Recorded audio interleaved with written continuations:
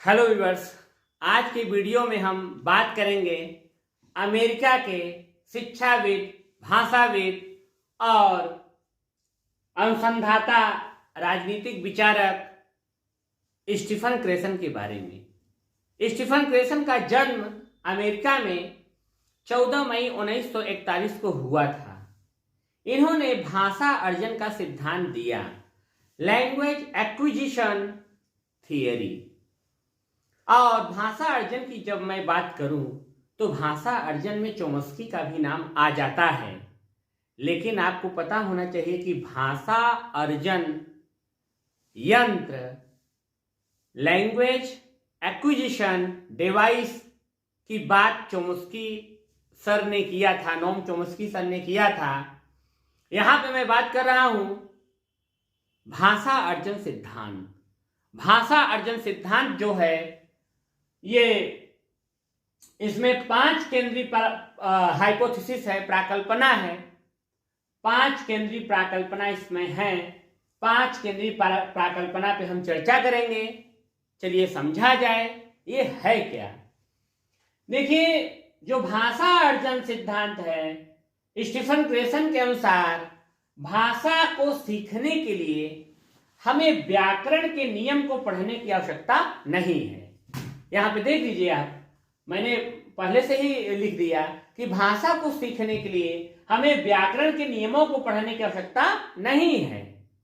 और इनका मेन बात यह भी था कि भाषा को सीखने के लिए, भाषा अर्जन के लिए, लैंग्वेज एक्विजिशन के लिए अत्यधिक परिश्रम करने की भी आवश्यकता नहीं है।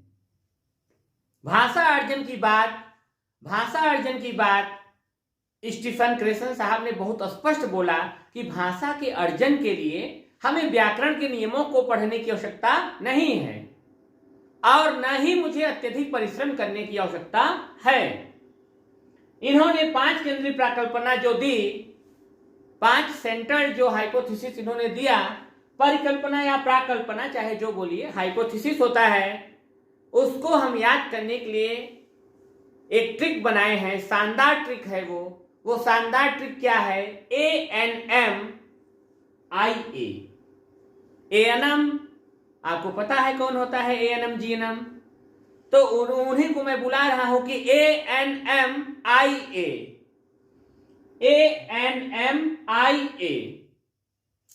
भूलेंगे नहीं कि इसमें 5 हाइपोथेसिस क्या क्या है। पहला है आपका एक्विजिशन, दूसरा है आपका नेचुरल, तीसरा है आपका मॉनिटर, चौथा है आपका इनपुट और 5वां है आपका अफेक्टिव। मैं इनपुट की बात करूं तो सीटेट में या किसी भी स्टेट के टेट में इनपुट या निवेश को देखते ही हम ये भाषा अर्जन सिद्धांत और स्टीफन क्रेसन को समझ जाते हैं उत्तर के रूप में। जहां निवेश वर्ड रहेगा, जहां निवेशी वर्ड रहेगा, जहां इनपुट वर्ड आपको दिखाई दे, वहां पर आपका विकल्प यही सही होगा कि स्टीफन क्रेसन सर ने हमें बताया, भाषा अर्जन का सिद्धांत। अब चलिए हम इसको देखते हैं। तो इनपुट पे चर्चा किया, मैंने कहा कि क्वेश्चन घुमा घुमा करके इनपुट पर ही आता है, आधारित रहता है। देखते हैं हम एक्विजिशन में क्या है। The acquisition learning hypothesis. The acquisition learning hypothesis, जिसे हम बोलते हैं भाषा अर्जन अधिगम प्राकल्पना। भाषा अर्जन अधिगम प्राकल्पना, यहां पर एक और बना दे तो शुद्ध हो जाएगा। भाषा अर्जन अधिगम प्राकल्पना। भाषा अर्जन अधिगम प्राकल्पना क्या है? ये बहुत भाषा का अर्जन जो है वह एक अवचेतन प्रक्रिया है। अवचेतन प्रक्रिया को हम बोलते हैं सबकॉन्शियस प्रोसेस। भाषा का अर्जन एक अवचेतन प्रक्रिया है, ये अपने दिमाग में रखिए। भाषा का अर्जन एक अवचेतन प्रक्रिया है, मतलब इसमें मुझे चेतना की आवश्यकता नहीं है।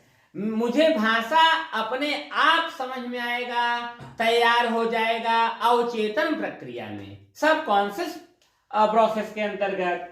सबकॉन्शियस प्रोसेस क्या है? भाषा का अर्जन जो अवचेतन प्रक्रिया है उसका क्या मतलब हुआ कि जो हमें सूचना और ज्ञान, इंफॉर्मेशन और नॉलेज अवचेतन प्रक्रिया में मिलती है, उसके साथ साथ हम भाषा भी सीखते हैं। जो हमें सूचना और ज्ञान किसी भी व्यक्ति के द्वारा मिलता है अवचेतन प्रक्रिया में, उसके साथ साथ हम भाषा को भी सीखते हैं।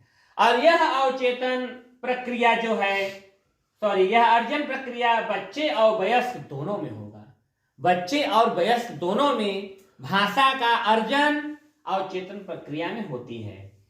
अब हम बात करेंगे भाषा अधिगम जो होता है। भाषा अधिगम जो होता है वह शुद्धता के साथ होता है, जो कि चेतन प्रक्रिया में होता है। चेतन प्रक्रिया में होता है, कॉन्शियस प्रोसेस में होता है। और कॉन्शियस प्रोसेस में जो चेतन प्रक्रिया के अंतर्गत जो आप भाषा का अधिगम करते हैं तो उसमें आप अशुद्धियां तथा सुधार भी कर सकते हैं। चेतन प्रक्रिया में जो आप भाषा का अर्जन करते हैं, जो भाषा सीखते हैं, उसमें आप अशुद्धियां को दूर कर सकते हैं और उसमें सुधार कर सकते हैं। और यह तुलना दोनों में की जाए अर्जन और अधिगम में जो कौन सा ज्यादा अच्छा है, तो आपका जवाब होगा कि अधिगम ज्यादा अच्छा है। अधिगम ज्यादा अच्छा है क्योंकि इसमें शुद्धता होती है। और एक्विजिशन की बात किया, नेचुरल की मैं बात करूं, द नेचुरल ऑर्डर हाइपोथेसिस भाषा प्राकृतिक क्रम परिकल्पना, ये बहुत ही आसान है। ये देखिए नेचुरल नियम है, प्रकृति का यह नियम है कि हम साधारण से जटिल, सिंपल से कॉम्प्लेक्स की ओर सीखते हैं। साधारण चीजों को पहले सीख लेते हैं, कठिन चीजों को बाद में सीखते हैं। जैसे व्याकरण के जो नियम हैं, व्याकरण के नियमों में जो सरल नियम होगा उसको पहले सीखेंगे और जो कठिन नियम होगा उसको बाद में सीखेंगे। तो इसमें आपको बहुत ज्यादा डरने की या घबराने की आवश्यकता नहीं है।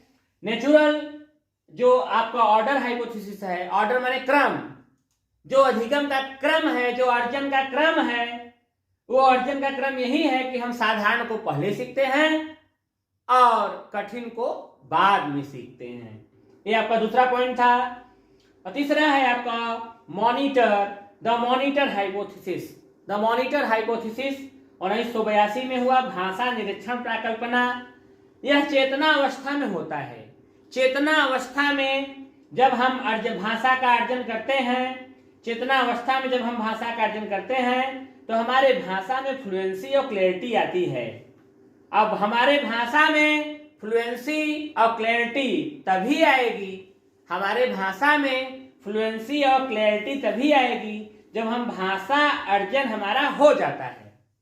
भाषा अर्जन होने के बाद ही हम धारा प्रवाह, जिसे निरंतरता बोलते हैं, फ्लुएंसी हमारे लैंग्वेज में तब आएगा, फ्लुएंसी हमारे भाषा में तभी आएगा जब हम भाषा का अर्जन हो जाता है। जैसे जब हम इंग्लिश में अंग्रेजी की बात करें, अंग्रेजी भी एक भाषा है, अंग्रेजी में तभी हम फ्लुएंटली बोलना चालू करते हैं जब हमें अंग्रेजी भाषा का अर्जन ठीक ठाक से हो जाए, तभी हम फ्लुएंटली बात कर पाते हैं। तो ये आपका था भाषा निरीक्षण प्राकल्पना की बात, चेतना अवस्था में होता है। अब फ्लुएंसी और क्लैरिटी हमारे भाषा में तभी आएगी जब हम भाषा अर्जन हमारा हो जाता है। अब हम बात करेंगे इनपुट। चौथा पॉइंट बहुत ही इंपॉर्टेंट है, इसी को देख करके, निवेशी या इनपुट देख करके ही आप जान जाएंगे कि हमको क्रेसन साहब पर टिक लगाना है, स्टीफन क्रेसन साहब पर टिक लगाना है। देखिए इसमें क्या है, भाषा निवेश क्या है। बच्चों को जिस प्रकार से भी निवेश दिया जाए स्वयं में पूर्ण हो। बच्चों को जो भी भाषा हम दे रहे हैं वो स्वयं में पूर्ण होना चाहिए। इनपुट जो आप बच्चे को दे रहे हैं वो पूर्ण होना चाहिए। और एक बच्चा एक भाषा के बाद दूसरी भाषा तभी सीख सकता है जब उस पहली भाषा का अधिक अर्जन हो चुका रहे और दूसरी भाषा पढ़ने में उसकी रुचि हो, तभी वह दूसरी भाषा को सीख सकता है। इनपुट आप उसको देंगे, जब वो इनपुट आप देंगे निवेश जब करेंगे भाषा का तो आपको आउटपुट तभी देगा जब उसकी रुचि हो और वह भाषा का अर्जन, एक भाषा का अर्जन पहले ही कर चुका हो। अब हम अंतिम पॉइंट पे बात करेंगे द अफेक्टिव फिल्टर हाइपोथेसिस, जिसे हम बोलते हैं भाषा भावनात्मक निष्पादन प्राकल्पना या भाषा भावनात्मक निष्पादन परिकल्पना। देखिए यहाँ पे भावनात्मक वर्ड जो आया है, भावनात्मक वर्ड से ही आप समझ लीजिए कि 5वां पॉइंट बहुत ही आसान है। इसमें हमारा जो बच्चा होगा उसका प्रोत्साहन करने पे वो भाषा को बढ़िया सीखेगा, आत्मविश्वास बढ़ाने पर भाषा सीखेगा, जब उसे हम चिंता से मुक्त करेंगे तब वो भाषा को सीखेगा, और कक्षा का जो वातावरण हो वो एंजाइटी फ्री हो, तनाव मुक्त कक्षा हो और प्लीजेंट हो, कक्षा में उत्साह हो और स्टूडेंट सपोर्टिंग इन्वायरमेंट हो, बच्चों को सपोर्ट करने वाला वातावरण होगा तो भाषा का अर्जन बहुत ही अच्छा होगा। तो ये आपका लास्ट हाइपोथेसिस था, द अफेक्टिव फिल्टर हाइपोथेसिस। इस प्रकार से हम स्टीफन क्रेसन सर के अब इस थियरी या हाइपोथेसिस से रिलेटेड कुछ प्रश्न जो कि सीटेट और अदर स्टेट के एग्जाम्स में आए हुए हैं, चलिए इसको किया जाए। बहुत क्वेश्चन देख रहे हैं। कैशन के अनुसार गैप व्याकरण करता है कि भाषा अधिगमकर्ता अपने भाषा प्रयोग की शुद्धता का मूल्यांकन कैसे करते हैं। यहाँ गैप में आपका ये 4 विकल्प में से एक विकल्प भरना है, सबको पता है। तो देखिए मैं बात करूं शुद्धता की बात जहां हो, शुद्धता का मूल्यांकन तभी बच्चा कर पाएगा या व्यक्ति कर पाएगा जब वह मॉनिटर की परिकल्पना करे। मॉनिटर हाइपोथेसिस की बात मैं कर रहा हूं। इसमें मॉनिटर परिकल्पना, जब हम शुद्धता का मूल्यांकन तभी कर पाएंगे जब हम मॉनिटर परिकल्पना करेंगे। इसमें आपका ये विकल्प डी सत्य है, मॉनिटर परिकल्पना।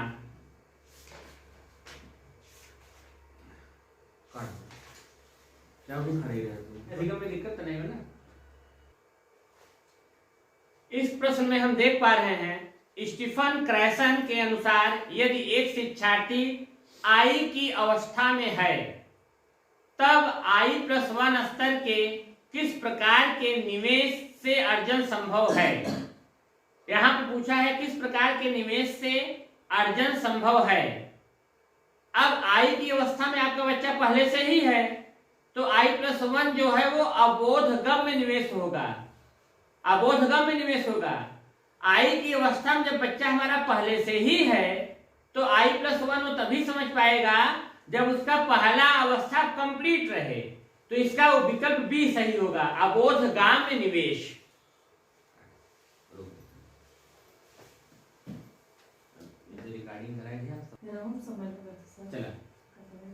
देखिए इस प्रश्न में हम देख पा रहे हैं स्टीफन क्रेसन के अनुसार कौन सी अचेतन प्रक्रिया है। आपको पता है अचेतन और चेतन प्रक्रिया, इनका पहला पॉइंट था एक्विजिशन का।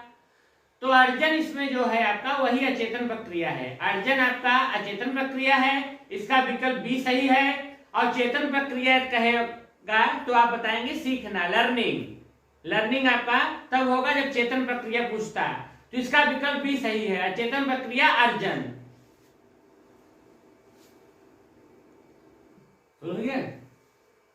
देखिए इस प्रश्न में हम बात करेंगे क्रैसन की परिकल्पना के अनुसार कक्षा 3 में भाषा अर्जन के लिए कौन सी कक्षाएं स्थित अनुकूल नहीं है। 3 विकल्प आपका अनुकूल होगा भाषा अधिगम के लिए, एक आपका नहीं होगा। तो हम इसके चारों विकल्प पढ़ लें।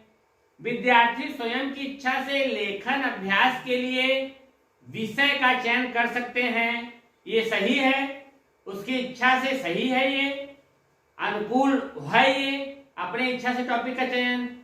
भाषा का प्रयोग करते समय गलती करने पर बच्चों को डांटा नहीं जाता, ये भी सही है। यदि कोई गलती करेगा तो उसे डांटना नहीं है, तो ये भी सही है।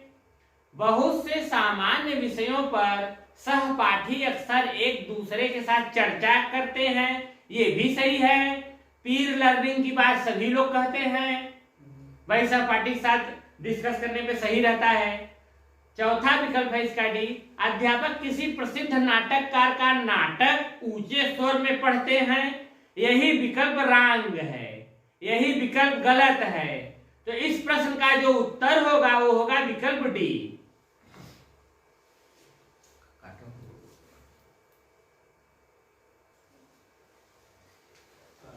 यहाँ पे देखिए कॉलम ए और कॉलम बी मिलाने की बात सवाल में कह रहा है, कॉलम ए कॉलम बी। यहाँ पे मैं देख रहा हूँ कॉलम ए में पहला है निवेश परिकल्पना। निवेश देखते ही हम जान जाएंगे स्टीफन क्रेसन।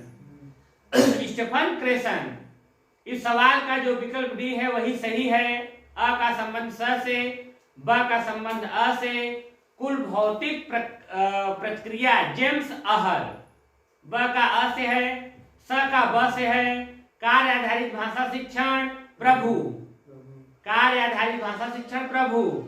और भाषा और मस्तिष्क की बात किया था नोम चोम्स्की साहब ने। कौन किया था? नोम चोम्स्की साहब। तो निवेश वर्ड देखते ही आप स्टीफन क्रेसन लगा देंगे।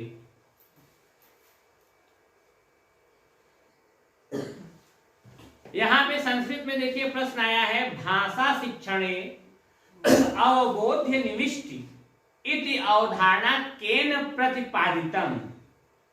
अवबोध की बात किया है, निविष्ट की बात किया, निवेश की बात किया, इनपुट की बात किया, इनपुट की बात, निवेश की बात, जहां भी आएगा स्टीफन क्रेसन। इसका विकल्प भी सही है। देखिए ये प्रश्न जो है सीटेट में आया हुआ है। यहाँ पे कहे बोधगम निवेशों का विचार सर्वप्रथम किसके द्वारा दिया गया। निवेश की बात जब कोई करेगा तो आप सीधा सीधा बोलेंगे स्टीफन क्रेसन, स्टीफन क्रेसन या क्रेसन, यही है स्टीफन क्रेसन साहब। आप लोग पहचान लीजिए, इन्हीं के ऊपर आज हम लोग अध्ययन कर रहे हैं। स्टीफन क्रेसन साहब जो कि बहुत बड़े भाषाविद और शिक्षाविद अमेरिका के हैं।